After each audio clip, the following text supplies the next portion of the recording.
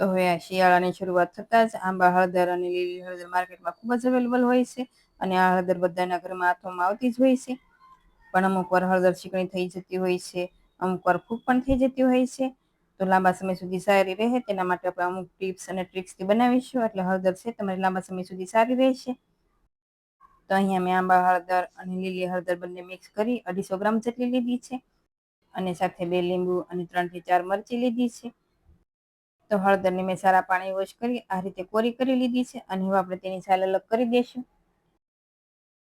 તો અહીંયા મેં ક્વોન્ટિટીમાં આંબા હળદર છે તે થોડી વધારે લીધી છે અને લીલી હળદર ઓછી લીધી છે, કેમ કે લીલી હળદર બધાને ઘરમાં ભાવતી ન હોય અને આંબા હળદરનો ટેસ્ટ થોડો ખટાશ ઉપર હોય એટલે મેં થોડી વધારે લીધી છે, પણ તમારા ઘરમાં ખવાતી હોય એ પ્રમાણે તમે લઈ શકો.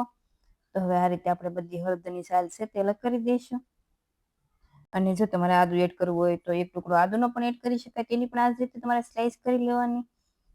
તો હવે આપણે હળદરને આ રીતે સ્લાઈસ કરીશું. આ હળદર તમે ગોળ રાઉન્ડમાં કે નાના ટુકડા કરવા હોય તો પણ કરી શકો અને આ રીતે પતલી પતલી સ્લાઈસ કરવી હોય તો પણ કરી શકાય. તો આ રીતે હું બધી હળદરની આ રીતે પતલી એવી અને લાંબી સ્લાઈસમાં કટ કરું છું. તો શિયાળામાં લીલી હળદર અચૂક ખાવી જોઈએ, કેમ કે લીલી હળદરના ખૂબ જ સારા ફાયદા છે. તો લીલી હળદર એટલે એન્ટિસેપ્ટિક, એન્ટીબાયોટિક તરીકે કામ કરે છે.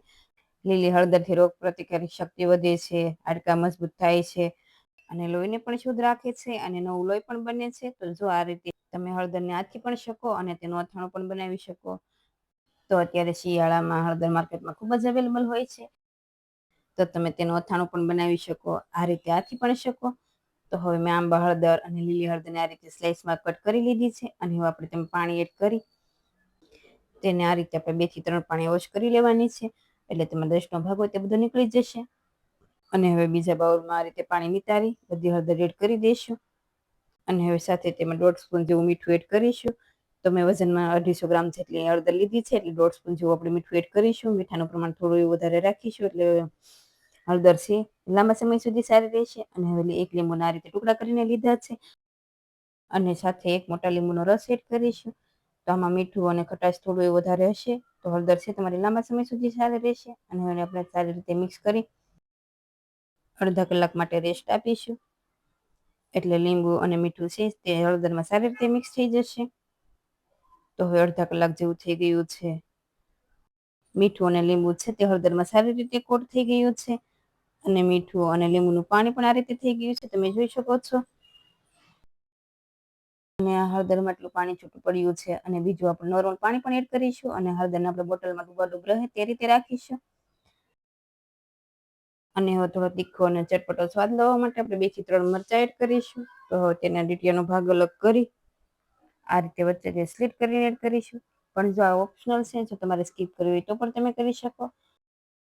અને આમાં તમારે વધારે ફ્લેવર માટે આદુના 2 થી 3 ટુકડા એડ કરવા હોય તો પણ કરી શકાય. અને હવે તેને આપણે કાચની પેટ બોટલમાં ભરીશું. તો આ રીતે કાચની બોટલમાં ભરીશું એટલે હળદર છે તે લાંબા સમય સુધી સારી રહેશે. તો હવે મેં આ રીતે કાચની બોટલ લીધી છે, તેમાં હળદર આપણે એડ કરીશું.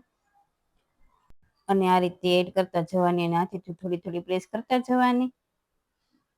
અને હવે જે ખાટું પાણી વધે તે પણ આપણે તેમાં એડ કરીશું.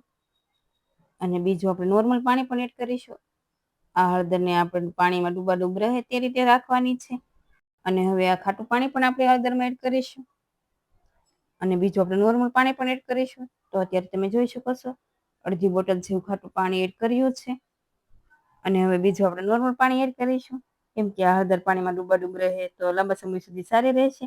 ઘણી વાર હળદરમાં ફૂગ પણ થઈ જતી હોય અને શીકણી પણ થઈ જતી હોય છે, એટલે આ રીતે ડૂબાડૂબ પાણીમાં રાખીશું તે હળદર છે તે લાંબા સમય સુધી સારી રહેશે.